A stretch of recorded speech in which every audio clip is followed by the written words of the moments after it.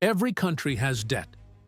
One of the world's strongest economies, the United States, carries over $38 trillion in debt today, the highest in its history. The European Union owes $14 trillion, Japan nearly $9 trillion. Oil-rich Saudi Arabia, export giants like China or Germany, all are under massive debt burdens. And here's where the contradiction begins. If everyone is in debt, then who is the world actually indebted to?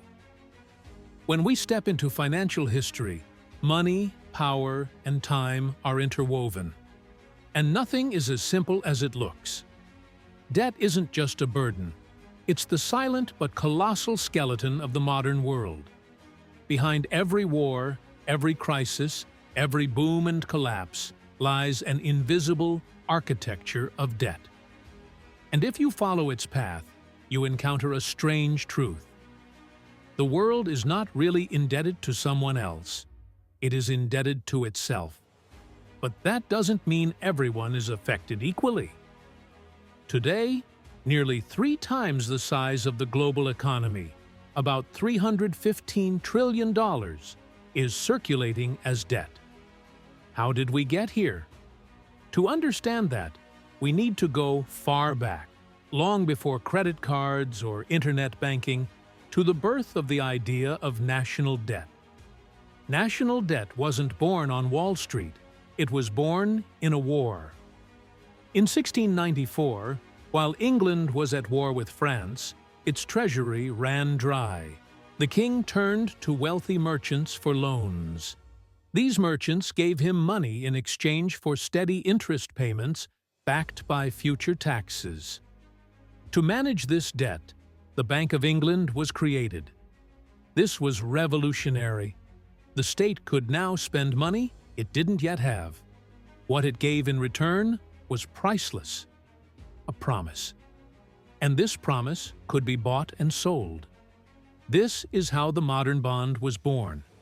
France did the same. The Dutch improved the system. The United States copied it while gaining independence and expanding westward.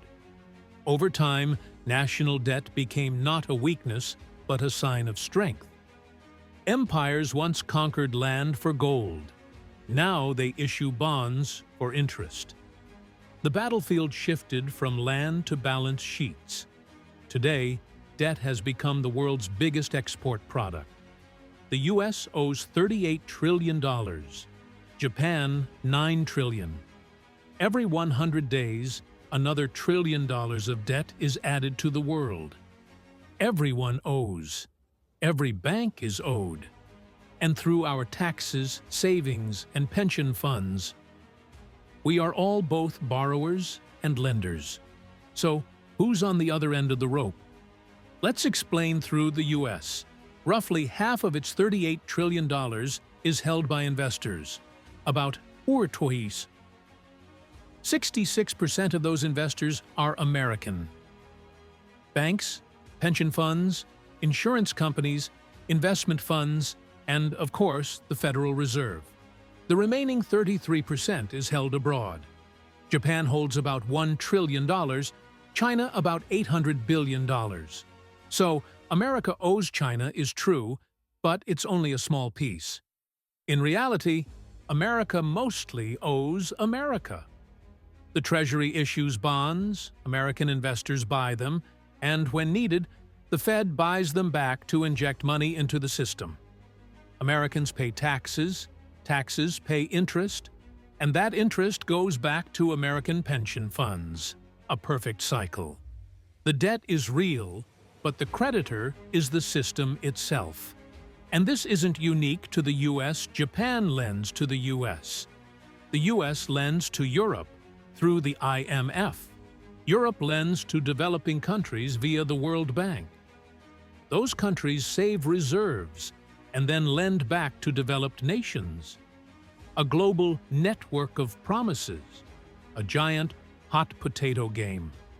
Every country sits inside someone else's assets. And there is another power that manages this structure: global financial markets. Hedge funds, pension funds, sovereign wealth funds, institutions managing trillions. They decide which country borrows cheaply and which must pay high interest. When confidence drops, currencies crash, governments fall, economies flip overnight. Ballots elect governments, but markets shape a nation's fate. At the heart of this system sit its priests, central banks. They don't just manage debt, they create new debt. When the Fed or the European Central Bank buys bonds, they create money out of thin air and pump it into the system. One party's debt becomes another party's asset. Every dollar in circulation is actually a debt. Debt-free money does not exist. This system survives on trust. As long as investors believe governments will pay the interest, the system keeps spinning. The principle doesn't matter much. But if trust collapses, like in Greece in 2010, panic erupts, interest rates skyrocket, bailout packages arrive, and the cost falls on ordinary people. Higher taxes, spending cuts, unemployment. In countries like Argentina or Sri Lanka, debt crises can paralyze daily life. That's when the hidden creditors appear. The IMF, credit rating agencies, anonymous bondholders. And after every collapse, the cycle is rebuilt again. Debts are restructured, old ones replaced with new ones. Because debt today is not meant to be repaid. It is meant to be rolled over forever. Governments do not aim to eliminate debt. This isn't a conspiracy. It's policy. Individuals must repay loans. States are designed to renew them. That's why interest payments have become the core of the system. The global economy is like a shark that must keep swimming or die. It needs constant new debt to breathe. The U.S. will never pay off its $38 trillion. Japan has circulated debt worth 250% of its GDP for decades, but pays almost zero interest. Because nobody expects repayment, they expect a new contract. Why? Because government debt is the most trusted financial asset on earth. Banks use it as collateral. Funds put it in their portfolios. Central banks treat it like money. If government debt vanished, the global economy would collapse. Money supply would shrink. Deflation would hit. The system would freeze. So when politicians say, "We will eliminate the debt, we will balance the budget," it sounds nice, but isn't realistic. The goal isn't to erase debt. It's to keep it sustainable. Here's the real issue. The answer to who do we owe is not distributed equally within society. Interest payments flow upward to institutions and wealthy investors. Debt creates flows not only between countries, but also between classes. This is why global debt rises, and global inequality rises with it. Debt shouldn't be demonized or glorified. We are inside the system as both debtors and creditors. The problem begins when the system struggles to create new promises. When that happens, the once abstract question, "Who is the creditor?" becomes painfully concrete. There is no single villain at the top. Not China, not Wall Street, not the IMF. They all work together, and we are inside with them. Modern economics has transformed debt into money. Governments create it, banks multiply it, investors trade it, people use it. The line between debt and money has completely blurred. Debt once meant bondage.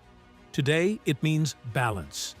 But if that balance breaks, the system reminds us of its true nature, a promise that cannot be kept forever. If this gave you a new perspective, feel free to subscribe. History is full of answers.